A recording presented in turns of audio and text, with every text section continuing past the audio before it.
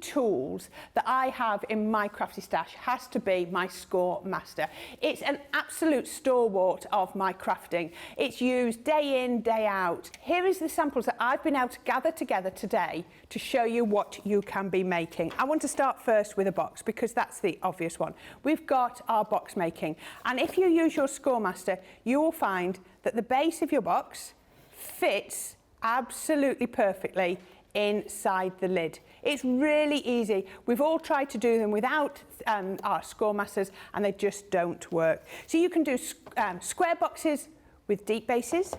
You can do tall boxes with shallow bases. I think that's the right word. You can make them to perfectly fit anything, a topper that you want to go onto them, a die cut you want to go onto. You are not contained to in anybody else's measurements. Now what I love as well is I'm even able to score things like my acetate on my Scoremaster. Now, if I didn't have a Scoremaster and I tried to bend my acetate, it just wouldn't bend with a crisp line. It just wouldn't look professional like that. But if you've got the right scoring tools, then this is what you can do.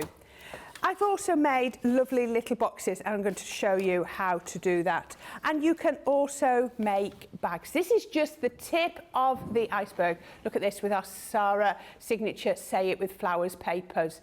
Isn't that absolutely beautiful? And you know, it's just so crisp and clean.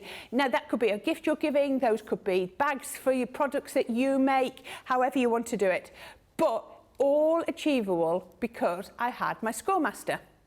So here's how I'm going to make this box. I have cut 2 pieces of card. This is just my stamping, multi-purpose card. We used to call it stamping card. It's multi-purpose card. And I've cut both of these, as you can see, to exactly the same size. Whether it's going to be for the lid, I put an L on there before I started, or the base, it doesn't matter.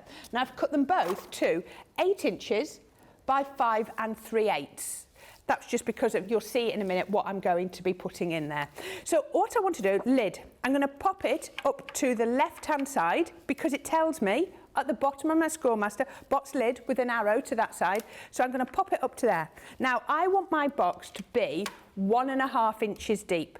So I come along past the 1 inch to the 1.5 inch. And then I score down there like that. I'm then going to turn it 90 degrees and I'm going to take it back up to the 1.5 and I'm going to score again. And I'm just going to keep rotating it until I've done all the sides. Now if I was doing something like that acetate, I'd go a couple of times until I've got a nice deep score. And the final one, 1.5, just goes there. So then what we need to do is take it away from my Scoremaster and then I'm just going to fold it. And I'm going to use the flat edge of my tool just to burnish, just like that. If you find that's not giving you enough, you've also got the beveled edge. Just find which works for you. I'm scoring before I do my cutting, just because I find this the easiest, but it's entirely up to you. So we can go like that, and then we're going to trim. Now we're going to do the same on all 4 corners. So I'm going to cut down on that score line, which is why I like to score, and then I'm going to take a little cheese out of there so that you can see it's not going to create a bulge at the base when I fold. We're going to do the same here, and then we're going to do the same to there. Take the little cheesy bit out, and then on to the next one. Now you can do them 2 ends, 2 sides, it's entirely up to you. We tend, very often, it's force of habit, we do 1 on each corner, just like that. So that's my lid. Let me come in and I'm going to do the base the same. I'm going to take it up to the edge. I'm going to come in at 1.5 and score all the way round, just like that. Now, if you notice, that there now is slightly, ever slightly, just the width of that, bigger than we had on here. If I put this on here, you can see it's very, very slightly bigger. And that's so that the bit we've got in the middle is a bit smaller. So we come in 1.5. Oh, I've read it from the wrong end, haven't I? We're coming down here, 1.5. There is 1.5. Let me do that. I've just read it from the wrong side. 1.5.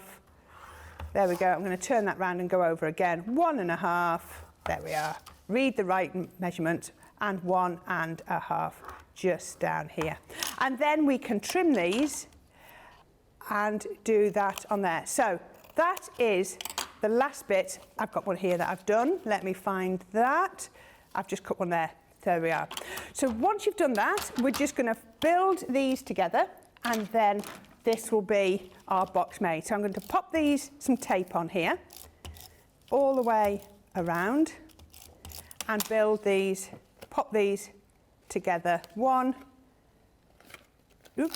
2, and I'm putting 3 in, and then I've got a little gift to go in mine, and I'm going to pop that in, just put that in there, and then I'm going to seal the last side so I know it's fixed.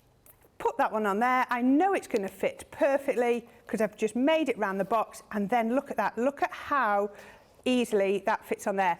And that is being made so easy because of using my Scoremaster.